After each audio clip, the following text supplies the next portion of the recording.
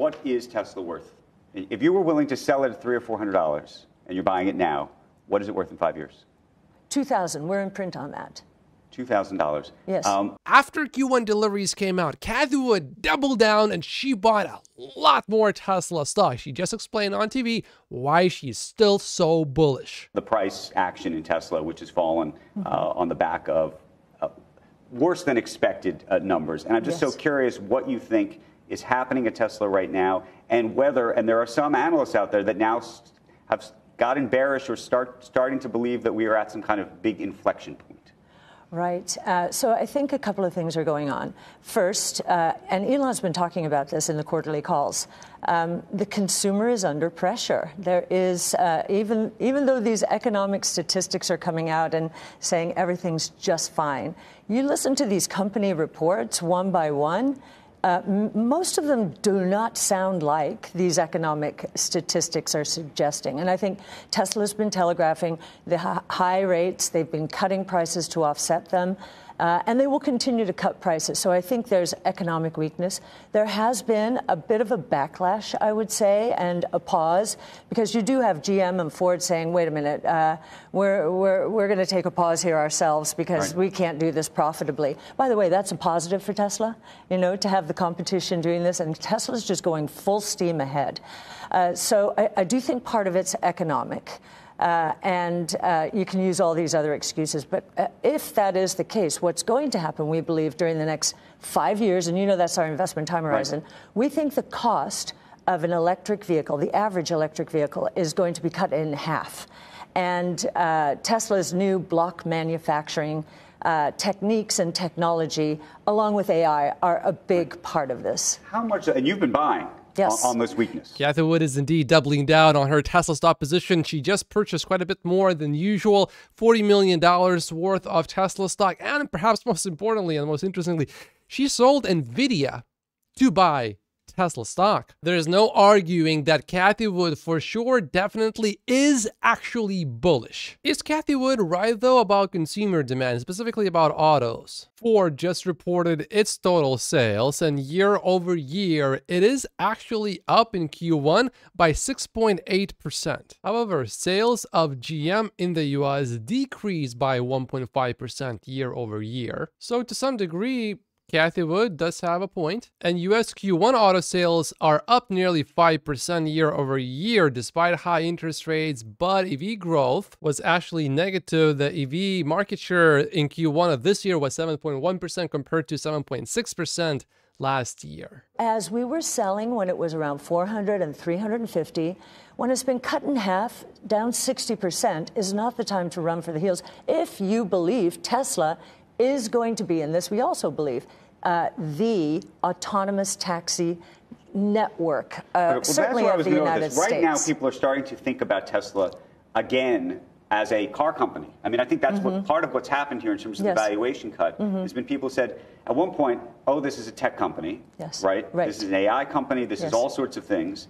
And then there were always these bears saying, well, actually, guys, it's not that at all. It's a car company. Now, some people are saying, well, maybe it's a car company. What is it? And how, for the valuation to sustain itself and actually to move higher, does it have to be what you just talked about, a robo-taxi company, a AI company, and all of the above? It epitomizes the convergence among technologies that we are seeing today. And the robo-taxi network is not an if, it's a when. It's already happening. Waymo is out there, you know, proof of concept. So it is going to happen. And if you've tried version 12.3 FSD, you'll see that Tesla... This is the full self-driving mode that we should say is not fully self-driving just yet. Correct.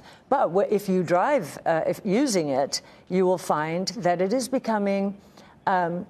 more precise, but also a little more aggressive, like a human being would be, instead of this, you know, more cautious. So I think we're getting there. Yes. 2 hours ago, we had some important news related to Tesla's FSD. Tesla's computer vision chief, Ethan Knight, has left Tesla and joined Elon Musk's XAI company. Now, when I first saw this, I was not happy.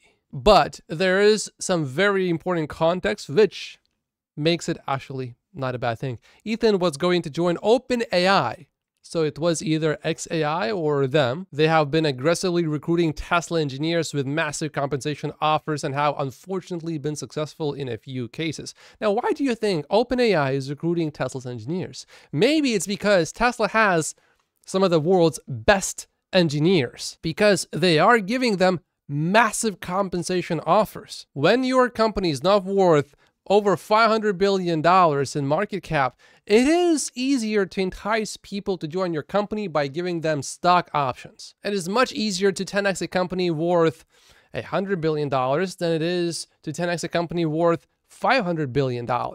So the fact that most of Tesla's engineers are staying says a lot about what they think is going to happen with Tesla's FSD. This could also mean a few things. Number one, Ethan looked at where Tesla is right now, and he basically said, well, look, my job here is basically over. Tesla is pursuing the vision approach, and it has made a big change recently, and now all it needs is just more data and other people can do my job. So in that sense, it could be bullish. But on the flip side, it could also say that, well, Tesla is not solving FSD this year, at least maybe Ethan does not believe that, and therefore he decided to leave. Or he just really wanted to make a lot more money quicker. Tesla does not pay the highest salaries, so maybe he is going to get paid quite a bit more at xAI. And in terms of valuation, xAI is fairly small. I think it's not going to be all that difficult to 20x the valuation of xAI. And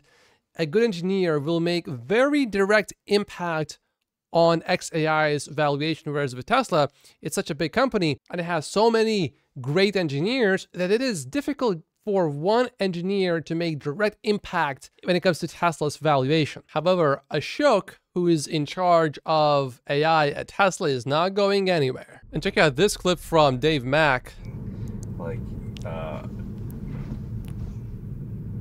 Wow, okay.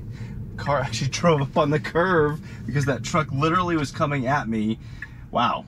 With regular programming, if this happens to this, programming something like this would be almost impossible because you don't want the car to hit the curb, but in this case, it had to avoid a crash. This is what I mean. FSD V12 is incredible compared to V11. If you haven't tried it yourself yet, I highly recommend that you do so. But it epitomizes three technologies: robotics. These cars are and will be robots. And of course, he's got the whole humanoid robot going as well.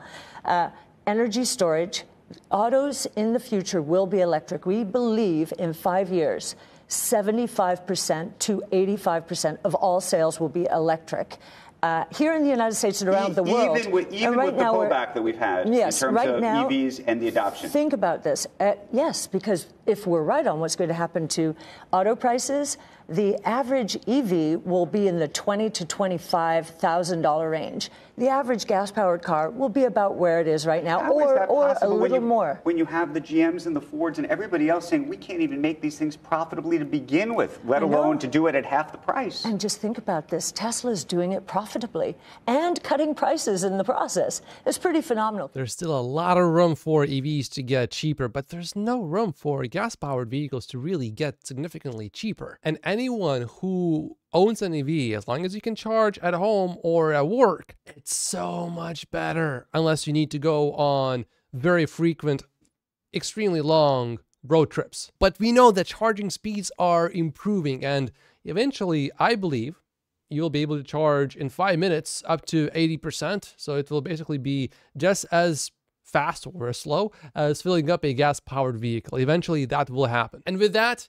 the last excuse to not own an EV will be gone, and EV adoption will soar. Can I just go the convergence idea? I have one more. Robots, energy storage, they will be electric, 75, 85% in 5 years.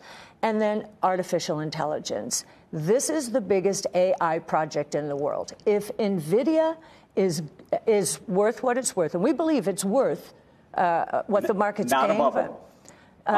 We think it's going to have an inventory correction out there. It happens regularly. Okay. You know, we've been through many inventory cycles. I have over the years with Nvidia. So definitely going to see an inventory cycle as companies reassess, okay, wait, how do we get ready for this AI age? And there is a reassessment process. We're going through it ourselves.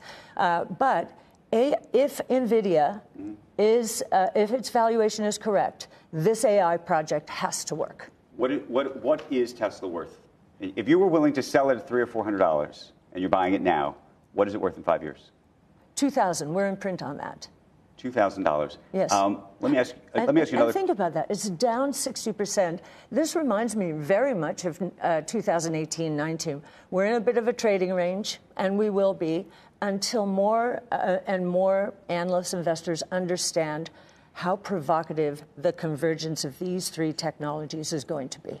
Other analysts will only realize that once these technologies will actually show up in Tesla's earnings. So with FSD, I don't think any analyst will seriously think that FSD is going to make a lot of money until that will be reflected in Tesla's earnings in terms of FSD take rate, or Tesla would have to announce that from today going forward, it turns out driving on FSD without human supervision, no human supervision, FSD is actually safer than human driving, and we take full responsibility of any crashes. If Tesla says that, then I think Wall Street and analysts will recognize how much FSD will earn for Tesla in the long term. My crystal ball does not tell me if Tesla stock is going back to $100, but it is telling me that looking back from 2034, this will have turned out to be an incredible buying opportunity. So that's why I keep holding Tesla stock. When you think about the Magnificent Seven, a lot of people have taken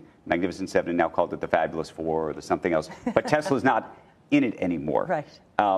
Is that the right way to think about it? What does your Magnificent Seven look like today? I always think about your fund as a lot of the Magnificent Seven. Not really. We have actually, if you look at the overlap of our fund with the NASDAQ or the S&P 500, very little overlap, maybe 5%. Tesla, Meta Platforms. We think AI could be quite disruptive. There are other disruptive forces taking place that could dislodge some of the Mag 6. I mean, the GPT-4, for example. I don't have to go through Google anymore. I can just say, take me to a place where I can buy these shoes at the cheapest price for delivery, free delivery, in 2 days. You know, that's disintermediation. That's technology at work. I agree with Jason here. We absolutely have to get Elon 25% ownership of Tesla soon. What the Delaware court did to Elon boils my blood. I don't think people understand how urgent of a situation this is to get straightened out. All the drama around Q1 deliveries means very little to me.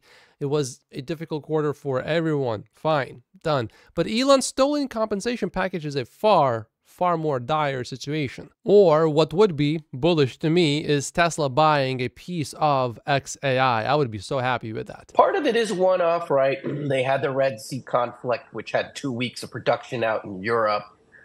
You had the pull forward of demand into Q4 because of the IRA expiry and the Model 3.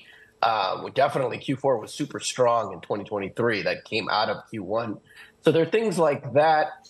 You also had the Berlin Giga arson. So all of those things probably accounted for tens of thousands, I would argue, of missed volumes. But the miss was so big, right? It's supposed to be 440,000. It came in 387,000.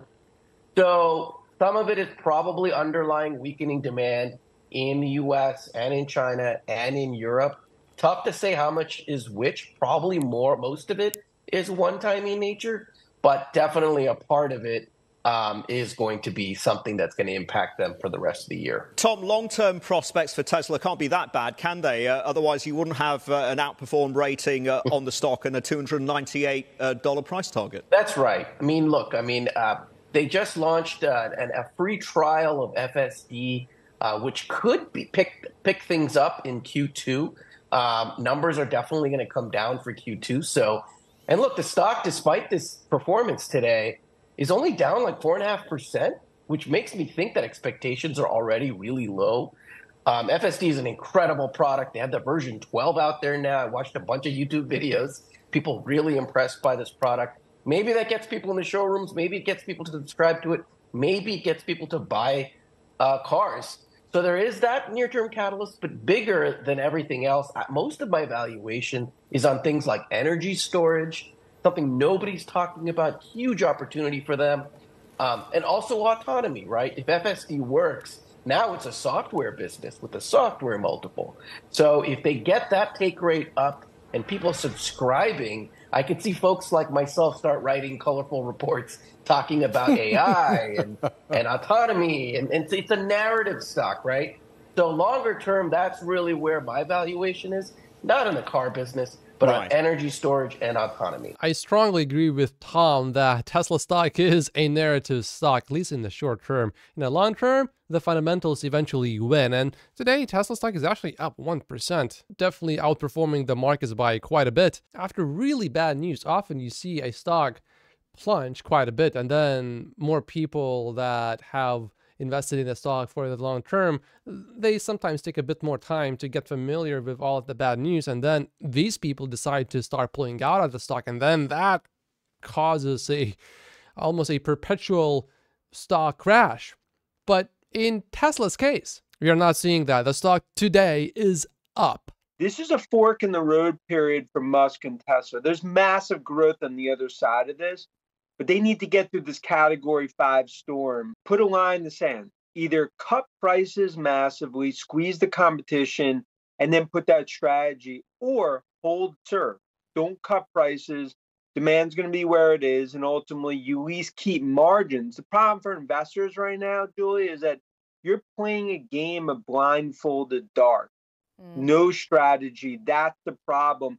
At a time, investors need handholding. And Ives remains bullish. I think he does make sense there. I would like Tesla to choose a strategy a bit more firmly. Are we cutting the price further and we are destroying the competition? Or are we prioritizing margins for now and some cash flow at the expense of deliveries for now? I think that question also largely depends on, does Tesla at this point have enough data to solve FSD? How fast is Tesla generating data, good data? Does Tesla need to generate a lot more data? If the answer is no to that question, then do we really have to push much higher deliveries right now? And also, by how much can the costs be reduced for the Model Y and the Model 3? If you remember, on one of the earnings calls, Elon Musk said that it's a game of thrones, but really it's a game of pennies when it comes to reducing the costs of the Model 3 and the Model Y, and that Tesla has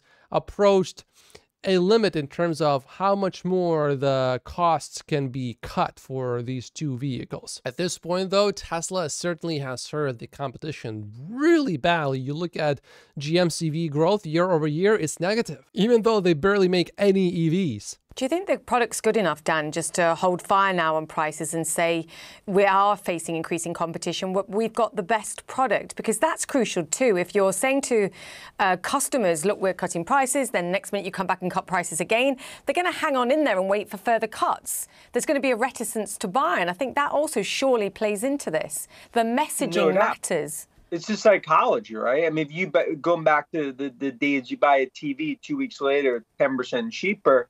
Look, it comes down to 2 million vehicles they're going to deliver this year. I mean, they are the brand leader.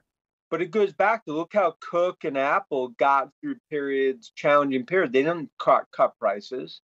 So I think it shows from Musk, this is probably the toughest time in 4 or 5 years for Tesla. They need to navigate through this to get onto the other side. This was a Cinderella story the last few years. Now turned into a horror show, at least in the near term. What would you like to see him do? Do you have a view, Dan? I know you've said, look, I just want the game plan. I want to know what the plan is. Do you have a view on what the best plan for Tesla would be? And I guess my follow to that is, we know that the stock's already down by 1/3 this year. I mean, we often talk and laugh about how bullish you've been now for the long term. And if we talk about the long term too, is this a buying opportunity? Do you give him the benefit of the doubt and assume that he will come up with a plan? Yeah, look, we've been here before. I mean, you've talked about it for many years, right? So the point is, we are strong believers that this will just be another, I won't call it bum in the road, but a challenging period. Musk needs to commit to being CEO next 3 to 5 years. Keeping the AI initiatives within Tesla, give the strategy on price cuts, margins, and guidance. And I think then at least you have a roadmap for investors to get through this. But that's what needs to happen. I also think a major buyback. You have $30 billion of cash, do a $5-10 billion buyback announced, because that's what they need to do. But it goes back to Jensen, Cook, Nadella, they've been through challenging periods. It got them through it. That's what Musk now needs to do, not just talk, walk the walk. If the Tesla team wants to stabilize the stock price, I think that's not a bad strategy. The buybacks, though, unless Elon Musk really thinks it's the right time to do a buyback, I don't want Tesla to do a buyback. I mean, we had people screaming for Tesla to do a buyback when the stock was at $250, and today I think it's a much better opportunity to do a buyback. So if Elon wants to do a buyback right now, I would not push against that at all. Now, one problem with giving guidance to investors is you have to know what you can do. Maybe the Tesla team at the moment is a bit unsure about what's going to happen, and maybe Elon is now a bit fed up giving guidance and then trying to meet it is just so stressful also. And if his compensation package has not been finalized yet, wouldn't there be a bit of an incentive for the stock price to go a bit lower so that that compensation package can be based on milestones achieved from a lower stock price instead of a higher stock price? I'm not saying that Elon is doing that. I'm just saying there's a bit of an incentive there. We haven't heard anything about Elon's compensation package, so I can only speculate here. I don't know. Melissa, first, I am bracing as someone who's been supportive of what Tesla's doing and optimistic about where this company can go. I was just stunned today. I think that this caught me off guard. I was expecting it basically to be flat. Deliveries is down 9%. And the first question I asked, first order of business, is how bad is it going to get? The panel's done a great job of articulating there's going to be more negativity. I just want to put that in a context, is that going into today, the street was looking for about 15% delivery growth in 2024. If you look at the numbers they just reported and assume that they can grow deliveries 10% sequentially for the rest of the year, deliveries will be down 3% for the year. So this is probably more ugly than it seems even today. And given that change and look what happened in the stock, I don't think that's fully priced in. So I think, Dan, you've been clear about that $100. I don't think we're going to see 100, but I do believe that the stock is going to go lower because this is going to be what I think is going to be kind of the kitchen sink, where you're going to see analysts, I had that job for a long time, throw in the towel and say that this is going to be over for a long time. So I want to start there. Second is the bigger picture. And I think, Tim, you were talking about just, this EV and the EV picture. Just to frame that in, that's a $2.5 trillion market. What's the auto market on a yearly basis? Eventually, of course, it's going to go EV. Panel appropriately talked about what's the timing of that. I think it's going to come faster than most people think, even though this is such an ugly day on the delivery numbers. And the reason is that I believe one of the biggest factors in this horrible number was that there was so much excitement around EVs. People who typically buy a car every 5 years probably moved it forward and bought it 3 years, pulled a lot of demand in. I think eventually that just starts. I'm guilty of being too optimistic, but I think eventually they get to the other side. And one final thought, Dan, you talked about FSD. I agree that is an important piece here. If anybody's tried FSD, the beta that they just put out last week, it is a step function better than what they've ever done. And so I think that is going to come probably in the next year or two. And I believe that that's going to be another catalyst. So that's where I'm at. I'm going to make a prediction now, which I think has an extremely likely chance of happening.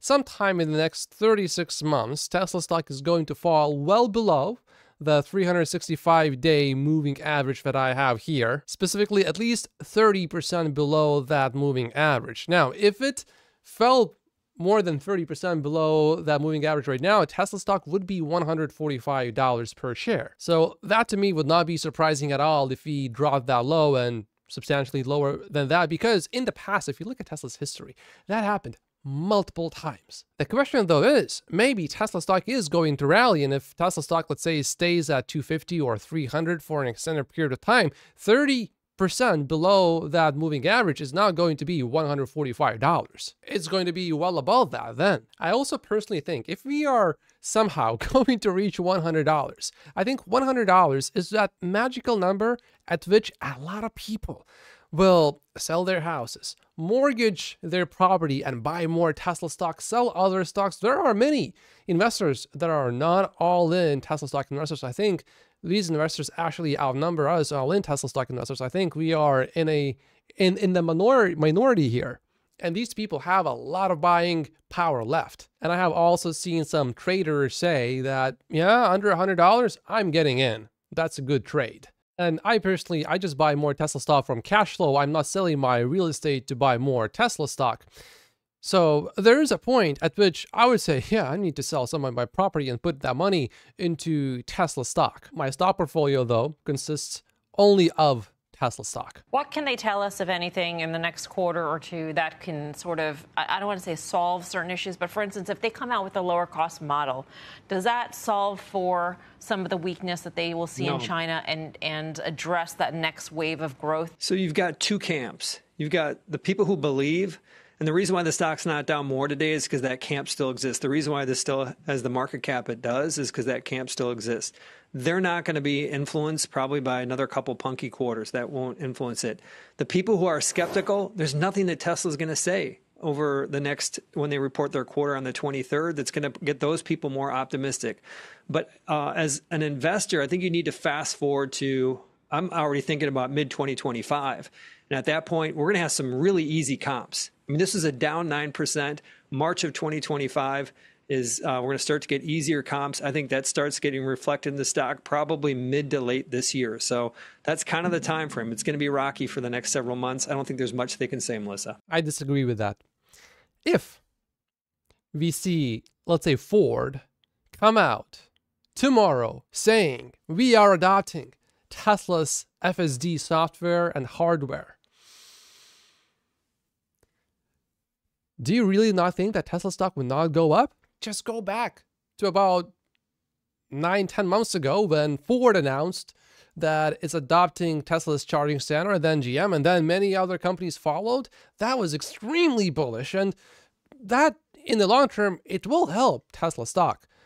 It will have some earnings, but it's not going to be like Tesla selling 10 million vehicles per year eventually. I mean, the impact of supercharging deals that Tesla made with these other automakers is not going to be nowhere near as big as that. But licensing FSD software and hardware, there's a lot of money in that. Tesla is already making some money from FSD when people buy a Tesla vehicle. So if these automakers start to license Tesla's technology, earnings would go up basically immediately, maybe not by a lot, but by a little bit, yeah, certainly. And I want to dig down also just into China specifically, obviously a very competitive market. What do you see ahead there in that market for Tesla? Yeah, China has been, I would say, of the three regions, U.S., Europe, versus U.S. and Europe, probably the most challenging from a competitive standpoint. They've actually held, reasonable share within BEVs, call it high single digits, low double digits, depending on the quarter. But what you're seeing is just very intense competition across a variety of automakers, not just BYD, but others as well. I think lately, the competition or the question that's coming up is how do we view the threat from others like Xiaomi that came out with, what appears to be a very compelling offering at a very compelling price point. So you're seeing price pressure in China, you're seeing intense competition. And I think that, region globally is going to be the toughest of the three for Tesla. At the same time, Dan, it's not like there's no competition here in the U.S., right? So if we looked at some of the gains that we saw for the first quarter for some of the other automakers in the U.S. I mean, Toyota seeing a 20% gain, Honda seeing an almost 12% gain.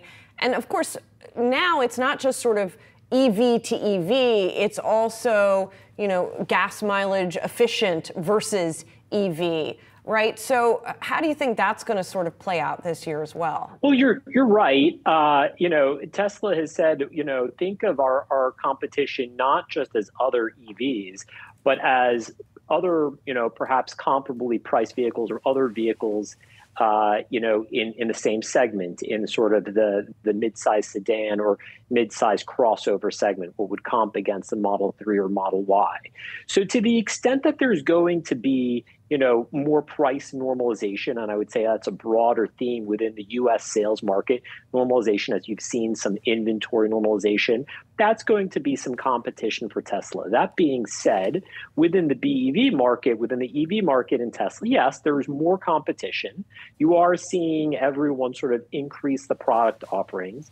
But what you're also seeing is maybe relative to the expectations we had going into, say, a year or 2 years ago, the growth pace has slowed, right? And I think what this tells you is that others are struggling with EVs from a cost perspective. They can't keep up with Tesla's pricing. And so in a way, I think this likely reinforces what's going to be healthy market share for Tesla in EVs in the US, where they've had roughly, just under half of the total EV market share. If you look at BEVs, it's just over half. You're going to see some share erosion as more competitive offerings come out, but Tesla can still maintain a very dominant market share in EVs, given an attractively priced offering that others just can't keep up with. I think Dan there made some good points. Now, some other points I would push against. For example, can we really compare Tesla's market share to other companies when other companies are already selling much cheaper models, as in much smaller models? Tesla only has the Model 3 and the Model Y. So what do you think is going to happen when Tesla comes out with the next generation vehicle, a smaller vehicle, but much cheaper vehicle? Then Tesla is going to start to seriously compete against these other companies. And in China, there are so many of these smaller, cheaper models out there. So that's why Tesla's market share in China is not really relevant. This is a much longer episode than I was planning, but let me know how you liked it. Do you like these longer episodes, or do you prefer shorter episodes? If you prefer shorter episodes, I would simply just done the first 22 minutes and then just didn't do anything else. I wouldn't have really done much different. I would have just made it shorter. Let me know which one you prefer. Thank you so much for watching, and I will see you tomorrow.